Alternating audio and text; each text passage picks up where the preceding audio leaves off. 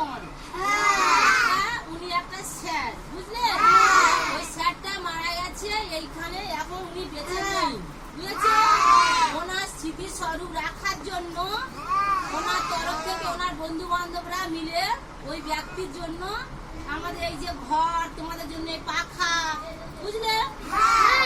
ওই স্যার তোমাদের দেখে ওই ঘরে বসা, তোমরা একসাথে সব বসাতাম তো, তোমাদের ওই ঘরের মধ্যে খুব কষ্ট হতো, তাই না? এক জায়গায় সব বসতে হতো। তোমাদের এই ছাড় করে দেওয়া হয়েছে যে ভালো পড়াশোনার জন্য, ঠিক আছে?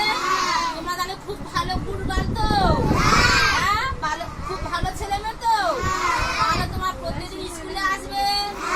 তাহলে প্রতিদিন স্কুলে এলে স্যারেরা যেমন তোমাদের এগুলো পড়াশোনার জন্য দিয়েছে, ঠিক আছে?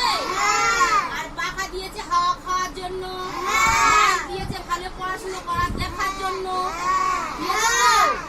এবার 15 তারিখে জুনে 15, বুঝেছো? শনিবার স্যার আসবেন, স্যারের বন্ধু বান্ধবরা আসবেন, ঠিক আছে? তখন তোমাদের কিছু ব্যাগ, প্রত্যেকের ব্যাগ দেওয়া হবে, ঠিক আছে? ব্যাগ, পেন্সিল, খাতা এইগুলো তোমাদেরকে দেওয়া হবে। প্রত্যেকদিন ঠিকঠাক স্কুলে চলে আয়। বাবু এ বসো, ওই ভাই বসে। প্রত্যেকদিন তাহলে সব ঠিকঠাক স্কুলে চলে কামাই করবে না, কামাই করলে যে স্কুল বন্ধ করবে, ঠিক আছে? আমার খাতায় সব প্রেজেন্ট হয় তো, সপ্তাহে একদিন ছাড়া 2 দিন যদি তোমরা বন্ধ করো তাহলে কিছু দেবো না, ঠিক আছে? কিছু দেবো না। রোজ কিন্তু শুধু স্কুলে এলে হবে না, ঠিকঠাক পড়া করে আসতে হবে, ঠিক আছে?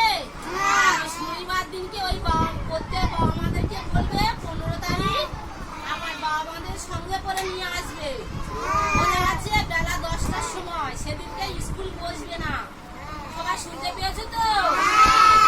তাহলে এই স্যারের উপলক্ষ করে সবাই তোমাদের যে উপকার করছে, এই ঘর বানিয়ে দিয়েছে, এই যে চাঁচের বেড়াটা বানিয়ে দিল বা এই বেড়াটা দিয়েছে, সেই সব তোমরা গিয়ে বলবে যে আমরা যে ঘরে বসে পড়াশুনো করছি এখন, ওই ঘরটা আমাদের স্যারেরা একটা স্যার দিয়েছেন, হ্যাঁ, স্যার উপলক্ষ করে ওই ঘরটা সুমন স্যারের নাম হয়েছে স্কুলটা, বুঝেছো? সুমন শিশু শিক্ষা নিকেতন। তো এখন তোমাদের সবার ওই দিনকে নিয়ে যেতে বলে, মা বাবাকে সঙ্গে করে নিয়ে আসবে, বোঝা গেছে?